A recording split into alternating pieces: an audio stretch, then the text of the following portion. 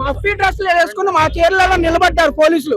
మా చీరలలో నిలబడ్డారు. ఒక్క పోలీసు లేకుండా ఉస్మానియాకి వచ్చి మీ మీ సమస్యలు పరిష్కరిస్తామన్నారు. మఫ్టీలలో మా చీరల వెనక పోలీసులు నిలబడ్డారు. వేరే డ్రెస్లు వేసుకుని, సివిల్ డ్రెస్లు వేసుకుని నిలబడ్డారు. విచారిగా వేరే డ్రెస్ వేసుకున్నా మా వెనక చీరలలో పోలీసులు చాలా మంది వందల సంఖ్యలో నిలబడ్డారు. పోలీసులు పెట్టుకున్నారా, మఫ్తీలు వచ్చిరా, మాకేం సంబంధం లేదు. ముఖ్యమంత్రి గారు ఎవరు వచ్చినమే స్వాగతిస్తాం. ఏ ప్రతిపక్ష నాయకునికి ఆపోజిట్ మాకు సంబంధం లేదు. ఇలా విద్యార్థులుగా ఇలా ఉస్మానియా యూనివర్సిటీకి 1000 కోట్లు కాదు, 10,000 కోట్లు కాదు, 1,00,000 కోట్లు కేటాయించండి. కానీ విద్యార్థులకు సంబంధించి ఇలా పెరిగి ఇలా చదువుకున్న విద్యార్థులకు సంబంధించి రేపు జాబ్ నోటిఫికేషన్ సంబంధించి ఇలా ఏం మాట్లాడారు ముఖ్యమంత్రి గారు? ఇలా 40-50 నిమిషాల ఉపన్యాసం తప్ప విద్యార్థులకు ఒరిగింది ఏం లేదు. మీరు 1000 కోట్లు కాదు, 10,000 కోట్ల మొత్తం బ్లూ ప్రింట్ లో చూపిస్తున్నారు. అది డెవలప్మెంట్ 5 సంవత్సరాలకి అవుతుందా, 10 సంవత్సరాలకి అవుతుందా, మీ అధికారం నిలబెట్టుకోవడానికి అవుతుందా, మాకు సంబంధం లేదు. ఇవాళ గౌరవ ఇక్కడ ఉన్న ఏసీపీ గారికి, ఎస్ఐ గారికి మాకున్న కోఆపరేషన్ తోని ఏ విద్యార్థి కూడా సీఎం గారికి అగనిస్ట్ గా మాట్లాడలేరు. వాళ్ళ ఉపన్యాసం పూర్తయ్యే వరకు కూడా సామరస్యంగా విన్నాం. ఎందుకు అంటే ఎక్కడైనా నోటిఫికేషన్ సంబంధించి వాళ్ళు అప్డేట్ మాట్లాడతారేమో అనుకున్నాం. గౌరవ కింద ఉన్న ఎంపీలు, ఎమ్మెల్యేలు, ఎమ్మెల్సీలను అడుగుతానేమో ఎలక్షన్ కోడ్ ఉంది 17 వరకు అని చెప్తాను. మీకు ప్రతిసారి విద్యార్థులు నోటిఫికేషన్ అడిగినప్పుడల్లా ఏదో ఒక సొల్లు చెప్పడు తప్ప మీరు ఉపయోగపడి ఏ విషయం మాట్లాడరా. నోటిఫికేషన్ కూడా మీద వేయడం వల్ల చదువుకోనికి ఇబ్బంది.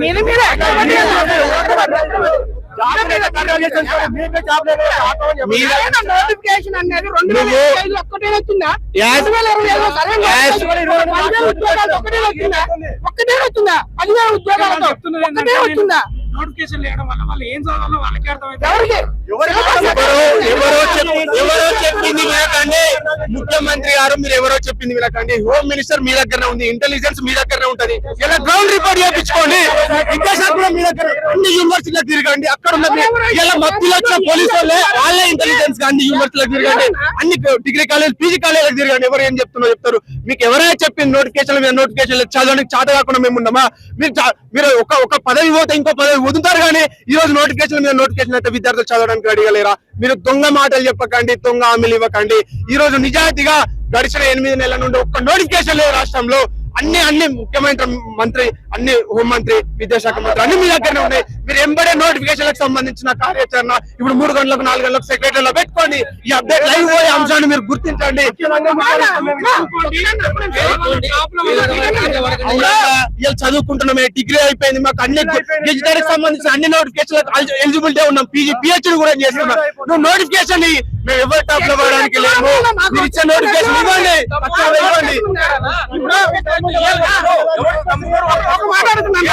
ఎవరి సామాజిక ఏమేమి ఉన్నాయో మీకు అన్ని ఇంటెలిజెన్స్ తెలుసుకో. ఉద్యోగ నోటిఫికేషన్ గురించి కానీ ఎన్ని ఖాళీలు ఉన్నాయి, అసలు ఉద్యోగ నోటిఫికేషన్ ఈ ఇయర్ లో పడిందా లేదా, జాబ్ క్యాలెండర్ ఎప్పుడు ఉంది, జాబ్ క్యాలెండర్ రిలీజ్ చేసి 2 సంవత్సరాలు 2 దశాబ్దాలు ఎప్పుడు చచ్చిపోయింది జాబ్ క్యాలెండర్. ఇది ఎప్పుడో రిలీజ్ చేసిన జాబ్ క్యాలెండర్. అది ఇప్పుడు కూడా ఒక్క నోటిఫికేషన్ రాలేదు. ఇప్పుడే 2025 ఒక్క నోటిఫికేషన్ పడింది. జాబ్ క్యాలెండర్ గురించి ఏమైనా ప్రస్తావన ఉందా? మీరు వచ్చిన ఫీజులో 1000 కోట్లు ఇచ్చారు, అది మంచిదే, చాలా మంచిదే. ఇంటికి ఎంత పెట్టినా తక్కువే. కానీ ఉద్యోగాలకు సంబంధించింది ఏదన్నా దళిత అందరికీ బీసీ వర్గాల గురించి, ధనికుల గురించి, కింద స్థాయి నుంచి వచ్చారు. మీ యొక్క గరీబ్ వాళ్ళు మేము ఎక్కడి నుంచి వస్తున్నాం, ఎప్పటి నుంచో చదువుకుంటున్నాం. మా ఉద్యోగాల పరిస్థితి గురించి, జాబ్ క్యాలెండర్ పరిస్థితి ఒక్క విషయాన్ని మాట్లాడారా? ఇక్కడికి రాకముందే ప్రకటనలో, వార్తలలో 47 ఉద్యోగాల ప్రకటన, 47 ఉద్యోగాల ప్రకటన, ఒక దుష్ప్రచారాన్ని ప్రచారం చేసి ఇక్కడికి వచ్చినాక ఏమని ముఖ్యమంత్రి గారు వస్తున్నారు, జాబ్ నోటిఫికేషన్ ముఖ్యమంత్రి గారు వస్తున్నారు. 3 గంటలు కూర్చున్నామన్నా, ఖచ్చితంగా 3 గంటలు కూర్చున్నాం. ఆయన మాట్లాడే ప్రతి మాటకి రిలీజ్ చేస్తా అని చెప్పి మేము ఇన్ని ఆశలతో, కోటి ఆశలతో ఇక్కడ ఉంటే ఆర్టీసీ క్రాస్ రోడ్లలో, దిల్సుఖ్నగర్లలో, అమీర్పేటలలో లక్షలు పెట్టి మేము కోచింగ్ సెంటర్లలో కోచింగ్ తీసుకుంటుంటే మా అమ్మ అయ్యా ఆడ పైసలు సంపాదించి మాకు పంపిస్తుంటే మేము ఇంత చేస్తుంటే ఇక్కడ ముఖ్యమంత్రి వచ్చి మాకు జాబ్ క్యాలెండర్ రిలీజ్ చేయకపోతే ఇంత దౌర్జన్యమా? మేము 3 గంటన్నర ముఖ్యమంత్రి ప్రసంగం మేము వింటూ మాకు ఇంకా చెప్తారేమో జాబ్ క్యాలెండర్ రిలీజ్ చేస్తారేమో అని అట్లనే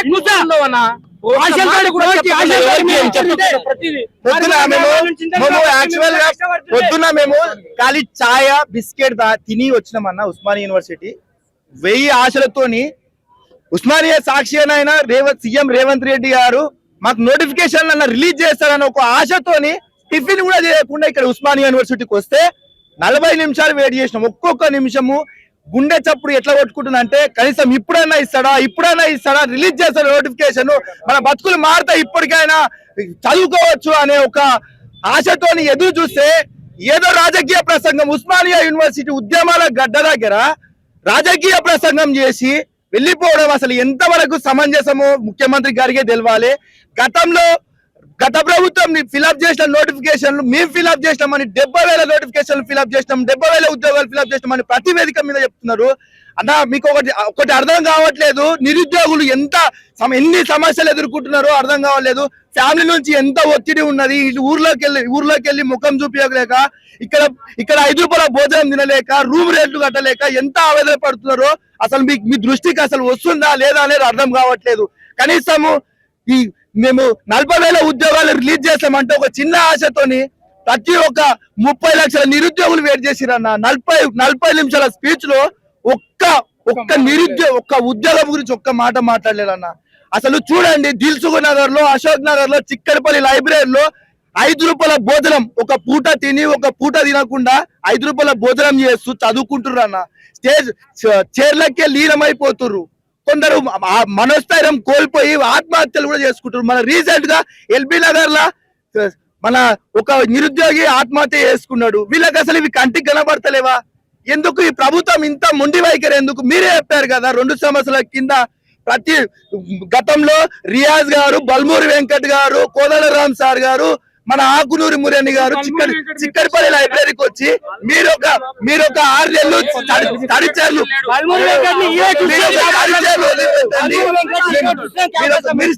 వదిలిపెట్టండి, మీకు జాబ్ నోటిఫికేషన్లు వస్తాయని మమ్మల్ని స్టడీ చైర్ల మీదకి తీసుకొని మేము కాంగ్రెస్ కోసం కొట్లాడినామన్నా. ఒక్కొక్కరము ఊర్లల్లో మా అవ్వలని, మా అమ్మలని, మా నాన్నలని, మా బంధువులు ఎవరెవరు ఉన్నారో వాళ్ళ కాళ్ళు మొక్కి ఓటీపిస్తే వాళ్ళు ఇచ్చిన హామీ సంవత్సరంలోనే 2 లక్షల జాబ్ ఫిల్అప్ చేస్తా అన్నారు. ఇప్పటి వరకు 2 సంవత్సరాలు అవుతుంది, ఒక్క జాబ్ నోటిఫికేషన్ కూడా రిలీజ్ చేయలేరు. వాళ్ళు ఇచ్చింది కేవలం ఒక 6,000 ఉద్యోగాలు మాత్రమే.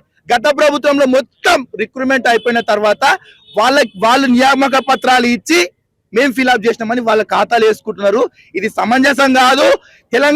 తెలంగాణలో ఉస్మానియా యూనివర్సిటీ గడ్డ మీద వచ్చి మాకు నోటిఫికేషన్ రిలీజ్ చేస్తారని చిన్న ఆశతో వెయిట్ చేసిరన్న. ఇప్పటి వరకు పిల్లలు టిఫిన్లు చేయకుండా వచ్చి మరి వెయిట్ చేసారు. ఇప్పటికి కూడా సీఎం రేవంత్ రెడ్డి గారు కూడా ఈ స్పీచ్ లో కూడా నిరుద్యోగులను నిరాశపరిచారు.